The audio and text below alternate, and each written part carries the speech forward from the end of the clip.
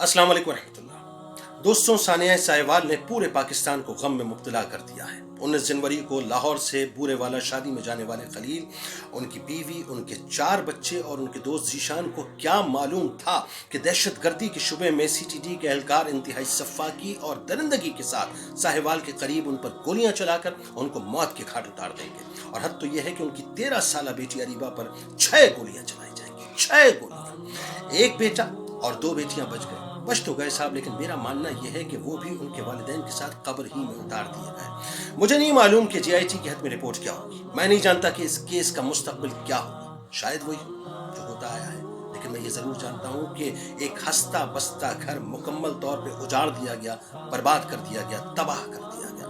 हाँ, मैं ये जरूर जानता हूँ कि 2 करोड़ तो क्या, अगर पूरी कायनात का खजाना भी जमा करके अब लवाहिकीन के कदमों में और उनके बच्चों के कदमों में रख दिया जाए, तब भी उनके दुखों का मदावा नहीं हो सकता।